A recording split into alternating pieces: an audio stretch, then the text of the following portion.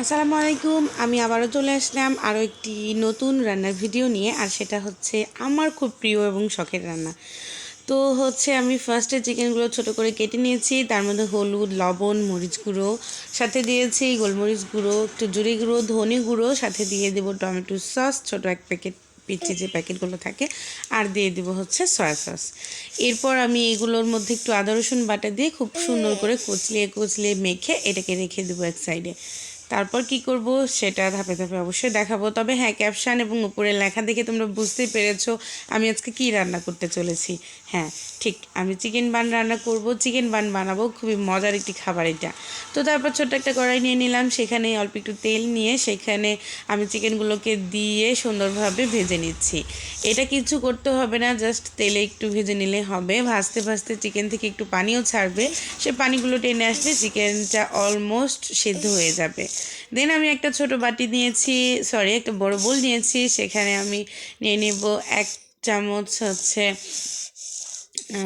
এটা হচ্ছে baking powder, যেটা কেক বানাতে ইউজ করে। তারপর লবণ, চিনি, আর দিয়ে দেবো 2 চামচ পরিমাণ তেল। মাঝে মধ্যে কথা বলতে গেলে আমি একটু বেঁধে যায় আমার কথা, তো যাই হোক, আমি বেঁধে যেতে পারি, রান্না কিন্তু বেঁধে যায় না ভাই।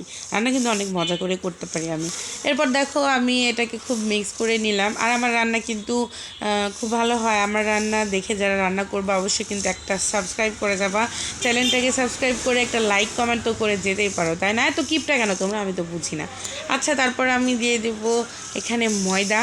আমি 2 কাপ পরিমাণ ময়দা দিয়ে দিয়েছি। এখানে কিন্তু কোনো মানে ময়াম ভালো করে দেওয়ার কোনো ব্যাপার নেই, কেননা এটা কোনো ক্রিস্পি খাস্তা কোনো জিনিস হচ্ছে না, এটা একদমই নরম নরম পাউরুটি হবে, যেটা খেতে তো খুবই মজা, খেতে গেলে তো মুখে মিলিয়ে যাবে।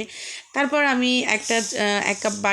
একটা কাপে হচ্ছে পানি নিয়ে নিলাম, 1 কাপ পরিমাণ, যে কাপগুলো থাকে মেজারমেন্ট সেইগুলোতে নিয়ে নিলাম। তোমাদের ইচ্ছা মতো নিলেই হবে, নো প্রবলেম। যে বাটিটা দিয়ে ময়দাটা মেপে নিবা ওই বাটি দিয়েই পানি মেপে নিলে হবে। তো এই পানিটা হচ্ছে একটু উষ্ণ গরম হতে হবে। উষ্ণ গরম পানিতে আমি দিয়ে দিব 2 চামচ পরিমাণ হচ্ছে ইস্ট। এই ইস্টটাকে আমি এবার একটু 10 মিনিট রেখে দিয়েছিলাম, মানে অ্যাক্টিভ হওয়ার জন্য। তারপর ময়দাটার মধ্যে মেখে নিচ্ছি। হ্যাঁ, এটা কিন্তু স্টিকি টাইপের ময়দা মাখা হবে, এখানে কোনো মানে সুন্দরভাবে মাখার কোনো ব্যাপার নেই, জাস্ট মেখে নিলাম। মেখে আমি রেখে দেবো 1 ঘন্টার জন্য।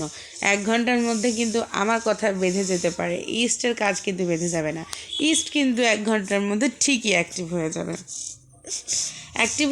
ইস্ট, দেখো এই তো আমি বলতে বলতে অ্যাক্টিভ হয়ে গিয়েছে। আমি 1 ঘন্টা পর ফিরে আসছি।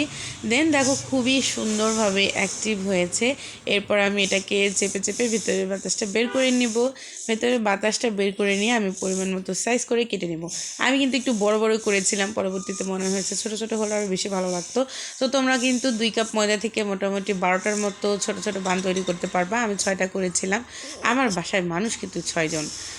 বাসায় না, আমার মানে মা বাবা কিন্তু আমাদের সাথে থাকে না, আমি এবং আমার হাজব্যান্ড আর আমার 2টা ছানাপোনা।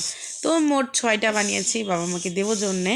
তো তারপরে আমি এগুলোকে হাতের সাহায্যে একটু চেপে চেপে ফ্ল্যাট করে নিচ্ছি এবং দিয়ে দেবো চিকেনগুলো যে কী মজা হয়েছিল, জাস্ট ভেজে এত মজা, রান্না করার প্রয়োজনই ছিল না।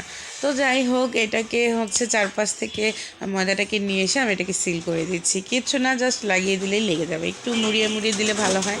তারপর আমি একটা নিয়ে নিয়েছি স্টিলের প্লেট, সেখানে কিছুটা তেল মানে মেখে নিয়েছি। আমি ফার্স্টে 4টা করে দিয়েছি, বাকি 2টা পরে দিয়েছি।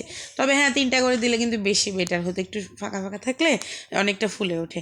তারপর আমি তো গরিব মানুষ, আমার ঘরে তো আর ব্রাশ নেই, না ছিল একটা, যাই হোক ওটা নর্মাল ব্রাশ ছিল অয়েল, সেটা একদমই গলে গিয়েছে আমি গরমে ইউজ করতে গিয়ে। তারপর ওই যে বাঙালির হাত দিয়ে সুন্দর করে রিমটা আমি মেখে চেকে নেব। তারপর কড়াইটা আমি ফ্রি হিট করতে দিয়েছিলাম 5 মিনিটের জন্য। 5 মিনিট পর কড়াইয়ের উপর চড়িয়ে দিলাম। এই তো আমি ঢাকনাটা আটকে দিলাম। আমার হাজব্যান্ড আবার বলতেছে যে দেখো বাড়ির অবস্থা, দেখো একটু দেখাও। তারপরে তো উনি এসে এই ছিদ্রটাকে একটু অফ করে দিল। তারপর বেশি